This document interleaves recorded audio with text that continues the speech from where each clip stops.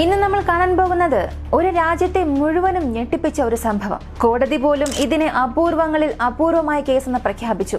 മനുഷ്യത്വം തൊട്ട് തീണ്ടാത്ത പഞ്ചാബിലെ ഈ നാണം കെട്ട സംഭവം നടന്നത് 2021 നവംബർ മാസം 28 ഉച്ചയ്ക്ക് ലുധിയാനയിലായിരുന്നു. ഒരു സെക്യൂരിറ്റി ഗാർഡ് തന്റെ ദിനചര്യ ആരംഭിച്ചു. ഹൈവേയുടെ സൈഡിൽ ഡ്യൂട്ടിക്ക് ഇരിക്കുകയായിരുന്നു. അപ്പോൾ അയാൾ ഒരു സ്ത്രീയെയും 2-3 വയസ്സ് പ്രായമുള്ള ഒരു പെൺകുഞ്ഞിനെയും കണ്ടു. അവർ ഒരു സ്കൂട്ടറിൽ പോവുകയായിരുന്നു. ആളുകളും അതുവഴി പോകുന്നത് പതിവായിരുന്നു.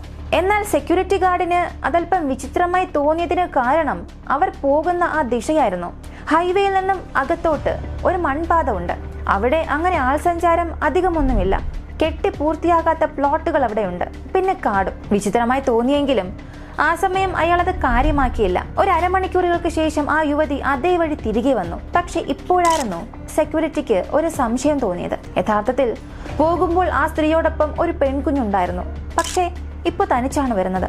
ഇത് കാരണം സെക്യൂരിറ്റി അല്പം ഒന്ന് ചിന്തിച്ചു. ഇത്രയും ദുർഘടമായ പാതയിൽ ആ കുഞ്ഞ് എവിടെ പോയിട്ടുണ്ടാകും? സത്യത്തിൽ ആ സ്ത്രീയോടൊപ്പം ആ കുഞ്ഞുണ്ടായിരുന്നോ? അങ്ങനെ ഉണ്ടെങ്കിൽ കുഞ്ഞിനെ ആ സ്ത്രീ ഉപേക്ഷിച്ചതാണോ? അവൾ ആർക്കെങ്കിലും ആ കുഞ്ഞിനെ വിറ്റിട്ടുണ്ടാകുമോ? കുഞ്ഞിന് എന്ത് സംഭവിച്ചിട്ടുണ്ടാകും? ഇങ്ങനെ പല ചോദ്യങ്ങൾ ആ സെക്യൂരിറ്റിയുടെ മനസ്സിൽ വന്നു പോകാൻ തുടങ്ങി. ഏറെ നേരം ചിന്തിച്ചിട്ട് സെക്യൂരിറ്റിയും അതേ വഴി നടക്കാൻ തുടങ്ങി. അയാൾക്ക് സ്വയം അയാളെ തടയാൻ പോലും സാധിച്ചില്ല. കാരണം മനസ്സിൽ അത്രയേറെ ചോദ്യങ്ങൾ ഉണ്ടായിരുന്നു. അങ്ങനെ അവിടെ നിന്നും കഷ്ടിച്ച് ഒരു 30-40 മീറ്റർ നടന്നു പോകുമ്പോൾ ആ കുഞ്ഞിന്റെ കാൽപ്പാടുകൾ ആ സെക്യൂരിറ്റി ശ്രദ്ധിച്ചു.